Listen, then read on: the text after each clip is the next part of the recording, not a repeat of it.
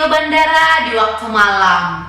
Rencananya ingin terbang ke Surabaya. Saya ucapkan nih salam untuk pemirsa yang berbahagia. Assalamualaikum warahmatullahi wabarakatuh. Apa kabar nih sahabat semuanya? Semoga lancar dalam berpuasanya. Saya Diana Putri akan selalu nih menemani sahabat semuanya dalam program yang kita tunggu-tunggu, yaitu program Energi Iman.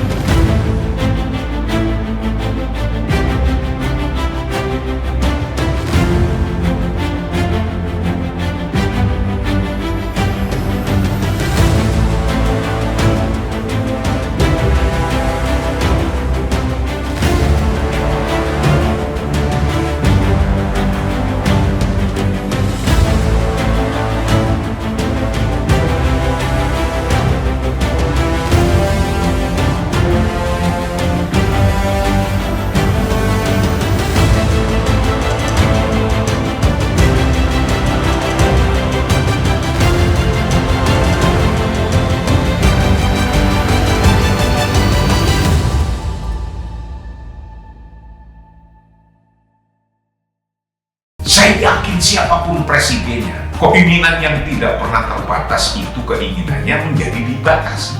Inilah esensi puasa. Dalam rangka menyambut Ramadan 1446 Hijriah, Energi Juang News bekerja sama dengan Pondok Pesantren Ngalah Al-Falah mempersembahkan Energi Iman, menghadirkan ulama-ulama nasional dengan kajian-kajian yang menyejukkan, sinkron dan mencerahkan. Saksikan tayangannya hanya di channel Energi Juang News.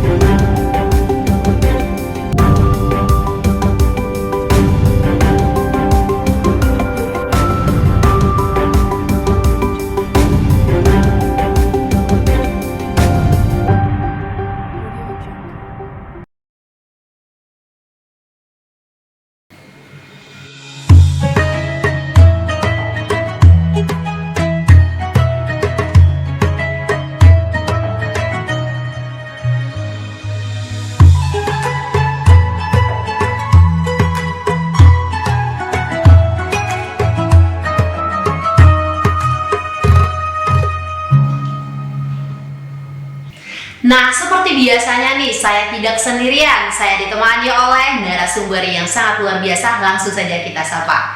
Assalamualaikum warahmatullahi wabarakatuh, Pak Kiai. Waalaikumsalam warahmatullahi wabarakatuh. Nah, beliau ini adalah Kiai Haji Abdul Muiz Ali sebagai pengurus lembaga Baswal Masail PBNU dan juga merangkap wakil sekretaris Komisi Fatwa MUI Pusat. Nah, seperti biasanya nih Pak Kiai, banyak banget nih titipan-titipan pertanyaan dari netizen. Tapi setelah yang satu ini.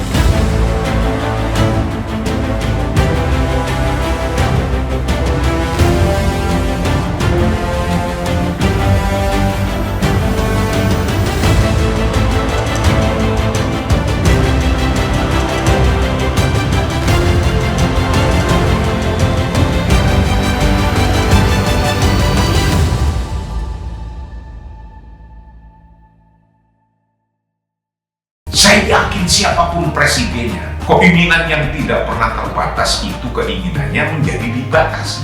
Inilah esensi puasa. Dalam rangka menyambut Ramadan 1446 Hijriah, Energi Juang News bekerja sama dengan Pondok Pesantren Ngalah Al-Falah mempersembahkan Energi Iman, menghadirkan ulama-ulama nasional dengan kajian-kajian yang menyejukkan, sinkron dan mencerahkan.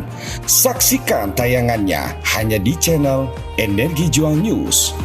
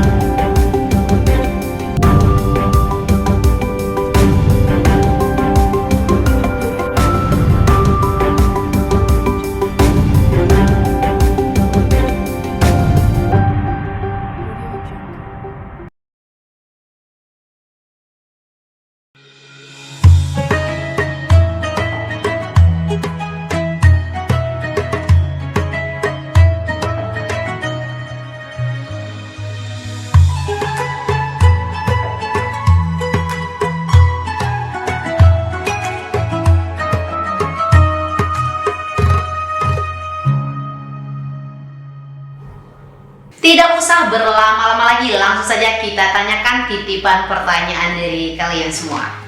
Nah, ini berhubung pertanyaan yang disampaikan netizen tadi nih Pak Kiai, saya sangat menarik sekali saya kira, karena ini kan berhubungan nih dengan namanya laki-laki dan perempuan. Nah, katanya nih ada larangan, tidak boleh nih berhubungan suami istri di siang hari. Nah, menurut Pak Kiai ada nggak sih dalil atau hukum khusus nih yang melarang hal tersebut? Silakan Pak Kiai. Baik, terima kasih Mbak Putri dan netizen yang sudah bertanya pada kesempatan yang mulia ini. Di bulan yang mulia, bulan Ramadan, kesadaran netizen nampaknya religiusitasnya semakin tinggi. Terbukti beberapa pertanyaan yang masuk ini berkaitan dengan puasa Ramadan. Memang dalam kajian keislaman itu ada beberapa yang dapat membatalkan puasa. Salah satunya adalah wa yuftiru 'amidun 'alimun mukhtarun bijima'in. Puasa itu menjadi batal kalau dilakukan secara sengaja, kehendaknya dirinya sendiri dengan sebab berhubungan intim. Jadi kalau pertanyaannya bagaimana hukum berhubungan di siang hari bulan Ramadan, ditanyain lagi hubungan apa nih? Kalau teleponan, nanya kabar ya mungkin masih bisa. Tapi kalau sudah hubungan intim pun perlu diperinci lagi. Intimnya seperti apa? Ada lagi nih Pak Ada lagi apa sekedar duduk-duduk, pegang-pegangan ya kan? Atau sampai pada sesuatu yang mengarah yang dapat membatalkan puasa. Lah ini pertanyaan netizen ini ternyata sudah terekam beberapa abad yang lalu. Ada salah satu sahabat bertanya, datang ke Rasulullah, ini hadis riwayat Imam Muslim. Salah satu sahabat itu bertanya, ya Rasul, celakalah saya. Loh kenapa celaka? Ya Rasul, saya berhubungan intim di siang hari bulan Ramadan. Ini hadis riwayat Imam Muslim. Dalam riwayat yang lain disebutkan juga menceritakan hadis ini. Lalu Rasulullah, ya kalau begitu kamu harus itqu raqabah, memerdekakan budak. Waduh ya Rasul, saya ini ekonomi saya seperti ini, bagaimana bisa memerdekakan budak? Ya kalau nggak bisa, kamu harus syahraini mutatabi'in, berpuasa 2 bulan berturut-turut. Loh ya Rasul, saya aja baru 5 hari udah nggak kuat sampai 4 kayak gini. Disuruh loh. Rasulullah sambil tersenyum, ya udah kamu it'amu sittina miskina. Kalau begitu kamu memberikan makan 60 orang miskin. Loh ya Rasul, saya RT ini orang yang paling miskin gitu. Iya, ada lagi. Masya Allah, lalu Rasulullah tersenyum ya terhadap peristiwa itu. Ini adalah dalam kondisi normal ikhtiar, maka kafaratnya, konsekuensinya adalah itu dari aspek hadis. Dalam surat Al-Baqarah juga disebutkan, Bismillahirrahmanirrahim, uhilla lakum lailatas syiyami arrafathu ila nisaikum, yang artinya dihalalkan bagimu pada malam hari bercampur dengan istrimu. Jadi kalau berhubungan intim ini di siang hari, konsekuensinya ada itu. Pertama adalah itqu raqabah, memerdekakan budak. Budak nggak ada sekarang. Kalau udah nggak mampu adalah syahraini mutatabi'ain, berpuasa 2 bulan turut-menurut, terus menerus. Kalau nggak bisa, ya udah kita anu sitina miskinan, itu konsekuensinya. Dalilnya surat Al-Baqarah ayat 187. Lah ini orang tidak boleh berhubungan intim di siang hari bulan Ramadan ini kalau dilakukan dengan secara disengaja. Kalau sengaja itu bagaimana? Ya baik suaminya atau istrinya dilakukan atau melakukannya secara sadar. Bagaimana kalau tidak? Lah ini beda kasus. Kalau tidak ya nggak masalah. Sama dengan makan dan minum di siang hari bulan Ramadan dilakukan secara disengaja, karena misalnya biasanya jam segini pulang dari masjid ini nguduk, makan uduk, ya kan? Iya. Atau ngopi, karena baru-baru Ramadan, ya lupa, ya kan? Iya, pulang dari masjid main seruput aja. Nah itu kalau begitu bagaimana? Maka semacam itu tidak batal. Falutimma saumahu fa innama at'amahullahu wa saqahu. Dalam peristiwa itu Allah sudah memberikan rezeki kepadamu. Jadi puasanya tidak batal. Sama ketika orang itu berhubungan intim di siang hari bulan Ramadan. Biasanya nuwun sewu ngapunten. Biasanya pulang masjid setelah sholat subuh, biasanya tidur lagi sama istri. Lupa ini bulan Ramadan, kok bukan sekedar tidur, bukan sekedar pegang-pegangan, sampai berhubungan intim, lupa, maka tidak batal. Jadi yang batal itu dilakukan secara disengaja. Nah, kedua belah pihak sama-sama sadar. Pertanyaannya, masuk iya lupa. Jadi garis bawahi, saya perlu menggarisbawahi, berhubungan intim di siang hari bulan Ramadan artinya memasukkan, kalau bahasa kitab itu memasukkan hasyafah. Hasyafah itu ya, mohon maaf, kepalanya itu atau sebagiannya itu sudah dapat membatalkan puasa dan ada konsekuensi, yaitu bayar kafarat bagi yang mampu, kalau tidak ya berpuasa 2 bulan terus menerus. Kalau tidak bisa ya it'am miskinan, memberikan 60 orang miskin di kulli yaumin mudd. Masya Allah, memang perlu dibahas yang seperti itu ya Pak Kiai, karena terkadang kan banyak pandangan-pandangan juga nih. Kadang ada yang bilang ya udah ini batal nggak usah jadi. Ternyata ada konsekuensinya tadi, kalau misalnya tidak ingat tidak apa-apa. Tidak ingat tidak apa-apa. Yang tidak disengaja begitu ya Pak Kiai. Nah, terkait dengan berhubungan ini ada satu pertanyaan lagi deh yang menurut saya menarik nih Pak Kiai. Ini bukan masalahnya di hubungan intim antara laki-laki dan perempuan. Nah, terkadang nih di kalangan milenial nih, misalnya maaf banget nih ya, buat teman-teman semuanya, kan misalnya ada entah itu laki-laki atau perempuan sedang menonton nih, maaf cakap ya kan, menonton hal yang bukan seharusnya ditonton nih, ya kan? Tapi dia tidak berhubungan. Tapi seperti yang disampaikan apa sih bahasanya, klimaks, begitulah pokoknya kira-kira pertanyaannya gitu Pak Kiai. Itu membatalkan puasa juga nggak sih? Jadi gini, selain berhubungan intim di siang hari bulan Ramadan itu membatalkan dengan sebab jima, ada lagi sebab istimna. Namanya istimna. Istimna itu adalah talabu khurujil mani, sengaja mengeluarkan sperma. Sengaja. Bagaimana kalau tidak sengaja? Dengan misalnya tidur di siang hari bulan Ramadan, mimpi basah tidak batal. Termasuk juga tidak batal adalah tidak ada sengaja untuk mengeluarkan. ya kan?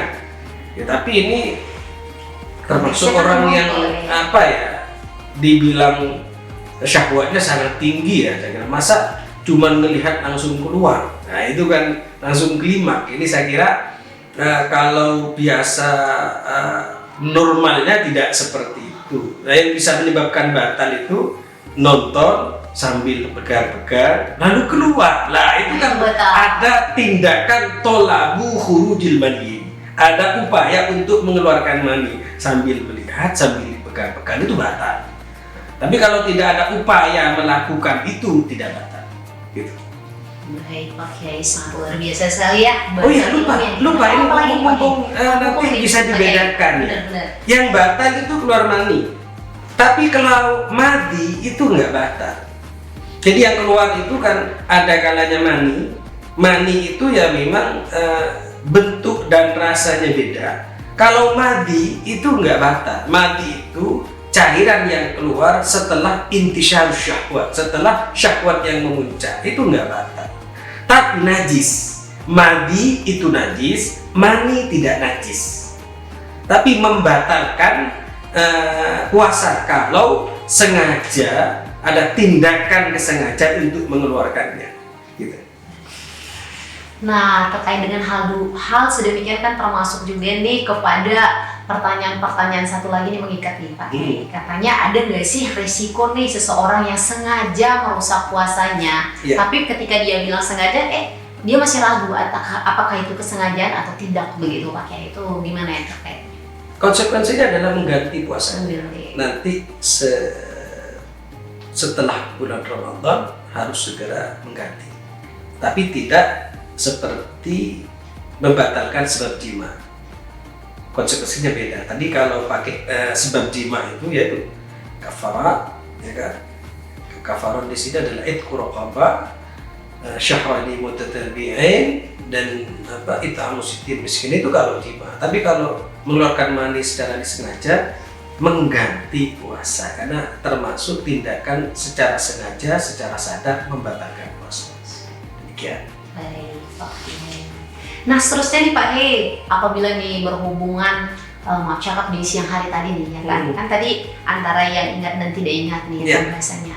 Nah ini kalau misalnya antara dia tidak berpuasa, ya kan, si laki-laki tidak berpuasa nih maaf, dan istrinya berpuasa. Nah katanya nih kan kita harus menuruti perintah suami ya, kan, kalau nggak kita berdosa dan lain sebagainya. Itu gimana nih Pak Kiai? Ya ini suaminya harus ngerti. Makanya sebelum bulan Ramadan kita harus punya bekal. Dan bekal yang paling kuat adalah at-taqwa, ketakwaan. Bekal yang paling kuat adalah takwa. Takwa di sini antara lain adalah ilmu. Sebelum berpuasa di bulan Ramadan atau ketika saat berpuasa di bulan Ramadan, ini adalah kita harus tahu ilmunya, apa saja syarat rukun puasa, apa saja yang membatalkan puasa. Secara khusus dalam konteks istri harus mentaati suami dalam kasus ini tentu tidak bisa dibenarkan. Jadi la ta'ata li makhluqin fi maksiatil khaliq. Tidak ada ketaatan kepada makhluk dalam perbuatan maksiat, baik kepada kedua orang tua atau kepada suami. Apalagi jelas-jelas ini satu, suaminya nggak puasa, dua, ngajak hubungan intim di sini bulan Ramadan, ini double ini dosanya. Oh, double dosanya. Sekali. Ya, Nah, memang sangat perlu sekali nih pandangan hal seperti ini kita sampaikan. betul, ya. betul. Karena mengingatkan ya, apalagi di zaman sekarang kan, kita ini kayak seperti bukan kekurangan wadah sih, tapi kayak kadang-kadang adanya YouTube dan lain sebagainya, orang sukanya cuma intisarinya saja, tidak mengulas sedalam itu. Betul, Itu, Pak Kiai. Nah, dalam berhubungan ini juga kan perlunya memanajemen pikiran dan perasaan ya, Pak Kiai. Nah, menurut Pak Kiai, kiat-kiat apa sih supaya bisa kita menghandle pikiran, perasaan, terlebih ke nafsu tadi seperti itu, Pak Kiai? Fungsi puasa itu adalah kan al-imsak. Sebagaimana secara etimologi diartikan, as-shaum adalah al-imsak. Puasa itu adalah menahan diri, menahan dari makanan dan minuman, menahan pandangan dari sesuatu yang diharamkan, menahan pikiran, syahwat dari sesuatu yang tidak dibenarkan. Jadi fungsi dari puasa itu sebenarnya adalah menahan diri. Nah kalau itu gagal, puasa tapi syahwatnya semakin tidak terarah dan tidak teratur, maka ada masalah dengan puasanya ini. Gitu. Berarti setiap apapun itu, entah itu karena masalah dari puasanya, tidak bisa menemani diri dan pikirannya begitu ya Pak Kiai. Nah, perlu apa lagi sih yang harus kita lakukan nih? Misalnya sebagai orang tua mengingatkan kepada anaknya nih terkait hal tersebut. Kan kadang-kadang orang tua malas membahas karena masih dalam umurnya sekian-sekian seperti itu. Nah, hal yang bijak apa sih perlu kita lakukan nih untuk mengajarkan anak-anak sejak dini untuk tidak terlibat misalnya hal seperti seksual dan lain sebagainya seperti itu. Kan itu mengandung juga ya hal-hal yang bisa membatalkan puasa terkait di bulan puasa. Saya kira penting ya, bukan sekedar penting tapi wajib. Orang tua mengedukasi. Iya, edukasi. Bagaimana mengenalkan puasa yang sebenarnya. Ini harus dilakukan oleh kedua orang tuanya. Lebih-lebih peran ibu, karena ibu itu ibu adalah madrasah pendidikan pertama dalam lingkungan keluarga. Guru, ustadz itu hanya pendidikan kelanjutan dari pendidikan yang di rumah. Maka di sini penting orang tua mendidik anaknya, mengenalkan cara berwudu, bagaimana cara berpuasa, mengenalkan syarat rukun dan yang membatalkan puasa. Pendidikan harus diciptakan di rumahnya. Ini penting. Nah, ini kewajiban orang tua loh. Orang ini sebenarnya mengajari ilmu termasuk tentang berpuasa itu kewajiban orang tua. Kadang orang berpikir kan sudah saya titipkan di pendidikan, sudah saya sekolahkan. Itu sifatnya orang tua minta tolong kepada orang lain, kepada ustadz atau kiai. Hakikatnya yang memberikan kewajiban, yang berkewajiban mendidik anaknya adalah kedua orang tuanya. Nah, terkait dengan puasa, maka ini tentu kami berharap orang tua harus menjadi teladan di rumah masing-masing, ya kan? Bagaimana menciptakan suasana yang religius itu harus dilakukan di bulan Ramadan. Latihan, ya kan? Kurangi hal-hal yang tidak penting itu juga harus dimulai dari kedua orang tuanya. Insya Allah kalau orang tuanya memberikan tauladan, contoh yang baik, insya Allah anak akan melakukannya. Termasuk di dalamnya adalah selama bulan Ramadan kalau bisa dibatasi, diawasi penggunaan media sosial. Kalau melarang sudah sulit. Anak sekarang ini, anak usia yang duduk di kelas SD itu sudah pintar pakai HP. HP ini ibarat pisau, tergantung bagaimana penggunanya. Kalau digunakan untuk ngoncai bawang putih, bawang merah, cabai, bermanfaat toh. Iya, bermanfaat. Tapi kalau digunakan untuk yang negatif, melukai orang, misalnya, tentu itu sesuatu yang dilarang. Untuk begitu peran orang tua di sini adalah membatasi dan mengawasi. Kalau mencegah melarang terasa sulit karena alasan di sekolah kadang ada PR lah, ada inilah dan seterusnya. Jadi edukasi pendidikan keagamaan harus dimulai dari madrasah yang pertama. Ibu sebagai wali kelasnya, rumah sebagai tempat belajar. Demikian. Baiklah, terima kasih banyak nih, sangat mendalam sekali dan luas sekali nih kajian hari ini Pak Kiai ya kan. Tapi sebelumnya akan ada intisarinya yang ditunggu-tunggu nih untuk sahabat yang ada di rumah nih Pak Kiai. Tapi setelah yang satu ini.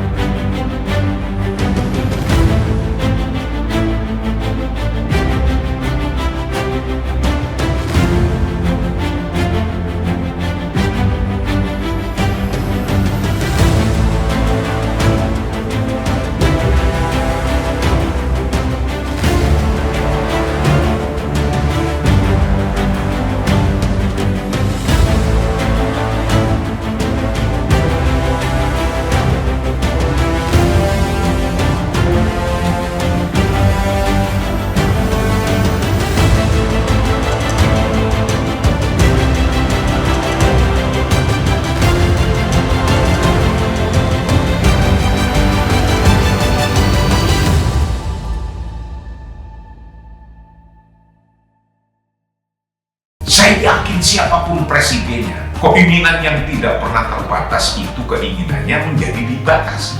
Inilah esensi puasa. Dalam rangka menyambut Ramadan 1446 Hijriah, Energi Juang News bekerja sama dengan Pondok Pesantren Ngalah Al-Falah mempersembahkan Energi Iman, menghadirkan ulama-ulama nasional dengan kajian-kajian yang menyejukkan, sinkron dan mencerahkan.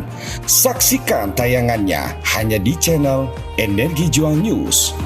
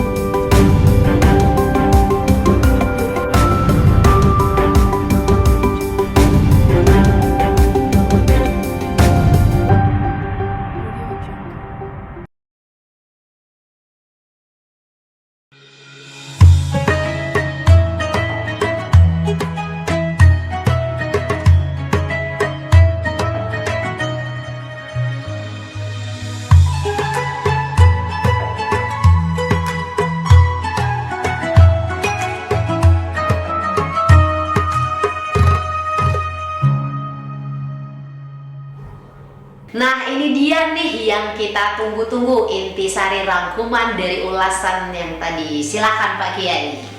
Baik, pemirsa Energi Iman yang dimuliakan oleh Allah Subhanahu wa taala. Puasa Ramadan adalah sebagai cara untuk melatih diri. Bukan sekedar menahan haus dan lapar, tapi juga menahan hawa nafsu. Nafsu mata, nafsu tangan, syahwat dan lain sebagainya. Sebagaimana dijelaskan tadi, bahwa termasuk salah satu yang dapat membatalkan puasa adalah berhubungan intim di siang hari bulan Ramadan. Selain itu juga adalah sengaja mengeluarkan sperma atau mani di siang hari bulan Ramadan. Jadikan Ramadan ini sebagai latihan untuk kita semuanya. Bukan berarti Islam itu melarang berhubungan intim, tapi mengatur bagaimana cara berhubungan intim di siang hari bulan Ramadan. Artinya selama bulan Ramadan siang harinya nggak boleh berhubungan intim. Tapi begitu masuk waktu maghrib silahkan. Setelah berbuka minum air putih, lalu kurma, langsung berhubungan intim juga diperbolehkan. Bahkan salah satu ulama ada yang melakukan itu. Jadi setelah iftar minum air putih kurma, lalu berhubungan intim. Nah ini jos ini. Itu bisa dilakukan dengan cara seperti itu. Yang kedua adalah menghindari sesuatu yang dapat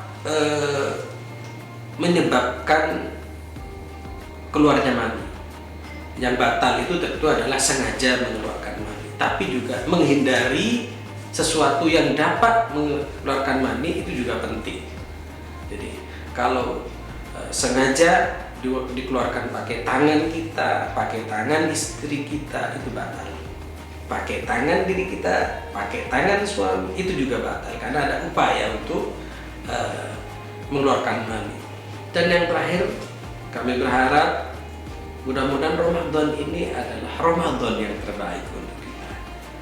Bulan Ramadan adalah wahana penempaan diri kita, melatih di siang hari bulan Ramadan untuk mengekang hawa nafsu kita, nafsu perut, nafsu tangan, nafsu pandang dan seterusnya. Mudah-mudahan bermanfaat program Energi Iman, semakin memberikan energi yang positif bagi kita khususnya di bulan suci Ramadan. Wassalamualaikum warahmatullahi wabarakatuh. Terima kasih banyak nih Pak Kiai sudah berkenan hadir. Semoga diberikan selalu kesehatan, kebahagiaan dan juga kedamaian tentunya, dan bermanfaat apapun yang disampaikan tadi kepada saya tentunya, dan juga kepada nih sahabat Energi Iman dimanapun kalian berada.